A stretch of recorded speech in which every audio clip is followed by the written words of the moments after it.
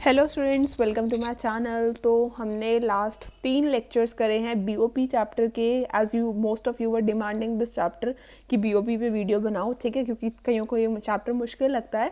तो मैंने 3 video lectures बना दिए हैं। ये हमारा है 4th लेक्चर और हमने लास्ट 3 लेक्चर्स में बीओपी के बारे में डिस्कस करा, करंट अकाउंट के कंपोनेंट्स करे, कैपिटल अकाउंट के कंपोनेंट्स करे और अब हम करते हैं ऑफिशियल रिजर्व अकाउंट। जिन्होंने लास्ट 3 लेक्चर्स नहीं देखे, पहले वो लेक्चर देख कर आओ, देन इस वीडियो पे को आपको समझ आएगा, ठीक है। सो सबसे पहले अब हम करते हैं ऑफिशियल रिजर्व अकाउंट और आज हम करेंगे बीओपी इक्विलिब्रियम। आज हमारा चैप्टर मोस्टली एंड हो जाएगा, ठीक है। अब आता है आपका ऑफिशियल रिजर्व अकाउंट, ठीक है। ऑफिशियल रिजर्व अकाउंट के अंदर क्या होता है, ये बहुत सिंपल सा कंसेप्ट है। हम लोग क्या करते हैं, हमारे कितने अकाउंट थे, एक था हमारा करंट अकाउंट, दूसरा था हमारा कैपिटल अकाउंट, ठीक है।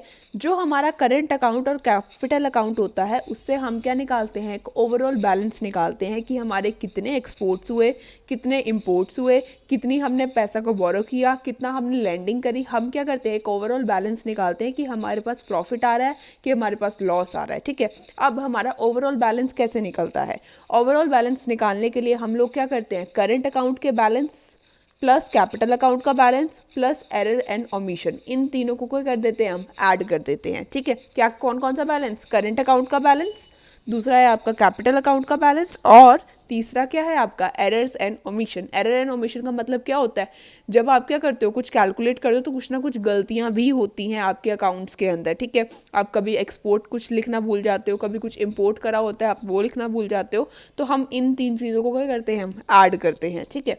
इसके बाद क्या आता है, अगर आपका ओवरऑल बैलेंस क्या है, आपका पॉजिटिव आया है, ठीक है। अगर आपका क्या आया, हमने इन 3 चीज़ों को ऐड करा और आपका आया है 2,50,000 रुपीज़, ये क्या है, आपका पॉजिटिव बैलेंस है। अगर आपका पॉजिटिव ओवरऑल बैलेंस आता है तो ऑफिशियल रिजर्व अकाउंट क्या होता है, इंक्रीज होता है। ऑफिशियल रिजर्व अकाउंट, रिजर्व मतलब रिजर्व बैंक ऑफ इंडिया, मतलब हमारा क्या है, जो से बैंक है हमारा, ठीक है। ऑफिशियल रिजर्व अकाउंट मतलब हमारा जो बैंक है। तो अगर आपका क्या है, ओवरऑल बैलेंस क्या आता है, आपका पॉजिटिव आता है, तो इससे आपका क्या होता है, ऑफिशियल रिजर्व अकाउंट क्या होता है, इंक्रीज होता है। इफ अगर आपका ओवरऑल बैलेंस क्या है, नेगेटिव आता है, ठीक है, अगर हमने इन 3 चीज़ों को प्लस किया और आपका बैलेंस आया -1,50,000, ठीक है, माइनस में आ गया, अगर नेगेटिव में आ जाता है तो इससे क्या होता है, it causes decrease in official reserve account, ठीक है। सिंपल है, अगर ओवरऑल बैलेंस क्या है आपका पॉजिटिव है तो आपका ऑफिशियल रिजर्व अकाउंट क्या होगा, इंक्रीज होगा। अगर आपका ओवरऑल बैलेंस क्या है, नेगेटिव है, तो ये क्या होगा, डिक्रीज होगा, ठीक है। जो भी आपका ओवरऑल बैलेंस होता है वो कहाँ पे रिफ्लेक्ट होता है, ऑफिशियल रिजर्व अकाउंट के अंदर रिफ्लेक्ट होता है। मेन आपके कंपोनेंट्स कौन से थे, कैपिटल अकाउंट और करंट अकाउंट। ये थर्ड वाला तो जस्ट आपका क्या करता है, ओवरऑल बैलेंस को रिफ्लेक्ट करता है। इसको दोबारा रिपीट करते हैं, ओवरऑल बैलेंस अगर पॉजिटिव है तो क्या होगा, ऑफिशियल रिजर्व अकाउंट क्या होगा, इंक्रीज होगा। अगर ओवरऑल बैलेंस क्या है आपका, नेगेटिव है, तो आपका ऑफिशियल रिजर्व अकाउंट क्या होगा, डिक्रीज होगा। पॉजिटिव में इंक्रीज, नेगेटिव में डिक्रीज। आई होप इजी लगा आपको ये। आगे चलते हैं हम, बीओपी इक्विलिब्रियम। इक्विलिब्रियम का मतलब क्या होता है, अब बीओपी में आपका इक्विलिब्रियम लेवल कहाँ पर स्ट्रक होता है, ठीक है। बीओपी आपका इक्विलिब्रियम पे तब होता है जब आपका करंट अकाउंट का बैलेंस प्लस कैपिटल अकाउंट का balance plus error and omission किसके इक्वल है, 0 के इक्वल है। ये तीनों को हमने क्या करा था, ऐड करा था पीछे। सेम इसमें भी बीओपी आपका इक्विलिब्रियम में कब होगा, इक्विलिब्रियम में तब होगा जब इन तीनों का बैलेंस किसके इक्वल है, आपका 0 के इक्वल है, ठीक है। सो बीओपी इक्विलिब्रियम कब है आपका, and there is no movement of official reserve of central bank, और इसमें हम ऑफिशियल रिजर्व अकाउंट को इंक्लूड नहीं करते हैं, ठीक है। तब आपका जब आपका क्या है, करंट अकाउंट का बैलेंस, कैपिटल अकाउंट का बैलेंस और एरर ओमिशन का बैलेंस क्या आ रहा है, इक्वल टू 0 आ रहा है, तो आपका क्या होगा, इक्विलिब्रियम में होगा। और आपका बीओपी डिसइक्विलिब्रियम में कब होता है, जब सिंपल है, अगर इक्विलिब्रियम में कब हो रहा है, जब इक्वल टू क्या है आपका 0 है, और अगर आपका current account plus capital account और जो आपका एरर एंड ओमिशन है 0 के इक्वल नहीं होगा, तो ये क्या होगा, आपका डिसइक्विलिब्रियम में होगा, ठीक है। दोबारा रिपीट कर देती हूँ आपके लिए, जब आपका क्या है, करंट अकाउंट का बैलेंस प्लस कैपिटल अकाउंट का balance plus error and omission equal to 0 है तो बीओपी इक्विलिब्रियम में है, और अगर ये इक्वल टू 0 नहीं है तो ये किस में है, डिसइक्विलिब्रियम में है। आगे चलते हैं, आगे आपके आता है BOP surplus and BOP deficit. BOP surplus में कब होगा और बीओपी डेफिसिट में कब होगा। सरप्लस का मतलब क्या होता है, पॉजिटिव होना, डेफिसिट का मतलब क्या होता है, नेगेटिव में होना, ठीक है। Surplus means positive and deficit means negative. BOP आपका सरप्लस में कब होता है, जब आपका करंट अकाउंट और कैपिटल अकाउंट का बैलेंस क्या आता है, कोई भी पॉजिटिव नंबर आता है तो बीओपी किस में होता है, सरप्लस में होता है। और बीओपी डेफिसिट में कब होता है, जब करंट अकाउंट और कैपिटल का अकाउंट का बैलेंस क्या आता है, नेगेटिव में आता है। मैंने अभी आपको पहले भी बता दिया, सरप्लस का मतलब क्या होता है, पॉजिटिव होता है, डेफिसिट का मतलब क्या होता है, नेगेटिव होता है। अगर करंट और कैपिटल अकाउंट का बैलेंस कुछ भी पॉजिटिव नंबर आ रहा है, फॉर एग्जाम्पल लगा लो 1 लाख आ रहा है, ठीक है, इन दोनों का बैलेंस, तो बीओपी किस में है, सरप्लस में है। अगर इन दोनों का बैलेंस क्या आ रहा है, -1,50,000 आ रहा है, अगर नेगेटिव में आ रहा है तो बीओपी किस में है, आपका डेफिसिट में है, ठीक है। बहुत इजी था ये टॉपिक, ठीक है। बीओपी इक्विलिब्रियम में कब है, जब इक्वल टू 0 है। डिसइक्विलिब्रियम में कब है, जब नॉट इक्वल टू 0 है।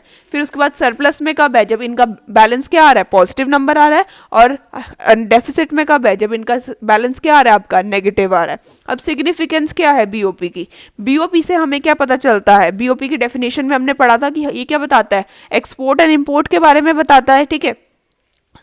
सबसे पहला क्या है, financial status of the economy. बोलते बीओपी क्या शो करता है कि हमारी कंट्री के कितने एक्सपोर्ट्स हुए हैं और कितने इंपोर्ट्स हुए हैं, साथ ही साथ हमारी कितनी बोरोइंग्स हुई हैं और कितनी लेंडिंग्स हुई हैं, ठीक है। ये सब कौन शो करता है, आपका बीओपी शो करता है। और इससे हमारा फाइनेंशियल स्टेटस पता चलता है कि हमारे पास कितना पैसा है। अगर हमारे एक्सपोर्ट ज़्यादा होंगे तो हमारा फाइनेंशियल स्टेटस क्या होगा, अच्छा होगा। अगर हमारी कंट्री से सामान बाहर ज़्यादा जा रहा है तो उसका मतलब क्या है, हमारा फाइनेंशियल स्टेटस अच्छा है। और अगर हमारे इंपोर्ट ज़्यादा होते, मतलब हम बाहर से सामान ज़्यादा मंगा रहे हैं, तो इसका मतलब हमारा फाइनेंशियल स्टेटस क्या है, हमारा पुअर है, ठीक है।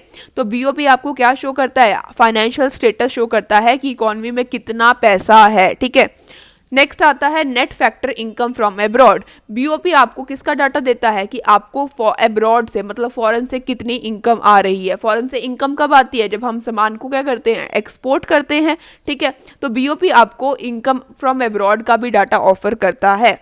नेक्स्ट आता है एक्सपोर्ट एंड इंपोर्ट। बोलते बीओपी आपको शो करता है कि आपने कितने एक्सपोर्ट्स करे हैं और कितने इंपोर्ट्स करे हैं कंट्री के अंदर with the period of time, ठीक है। साथ ही साथ अगर आपकी एक्सपोर्ट ज़्यादा है, ठीक है, अगर इंडिया से बाहर सामान ज़्यादा जा रहा है तो इसका मतलब क्या है, उस चीज़ की डिमांड क्या है, ज़्यादा है। मोर एक्सपोर्ट शोज मोर डिमांड। अगर एक्सपोर्ट ज़्यादा है तो इसका मतलब डिमांड भी क्या है, आपकी ज़्यादा है।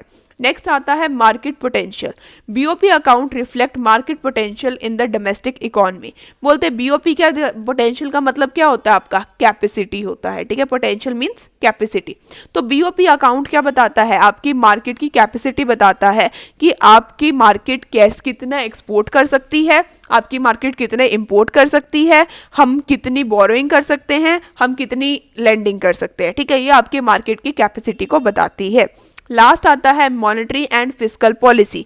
BOP affect the monetary and fiscal policy of RBI and the government. Monetary और फिस्कल पॉलिसी का मतलब क्या होता है, ये आपने लास्ट चैप्टर्स में करा होगा। मॉनेटरी पॉलिसी किसकी होती है, मॉनेटरी पॉलिसी होती है जो आरबीआई बनाती है, ठीक है। और फिस्कल पॉलिसी कौन बनाता है, आपकी गवर्नमेंट बनाती है, ठीक है।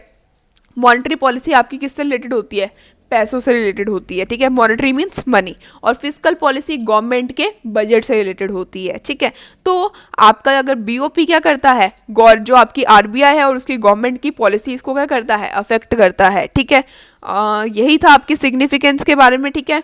और ये मोस्टली इसके बाद हमारी एक वीडियो और आएगी, ठीक है, उसमें हम डिफरेंस करेंगे। बाकी ऑलमोस्ट ये चैप्टर कंप्लीट हो गया है। आई होप आपको आज का वीडियो लेक्चर अच्छा लगा होगा। कीप सपोर्टिंग, मैं आगे बहुत सारी वीडियोस लेकर आऊँगी आपके लिए। Thank you.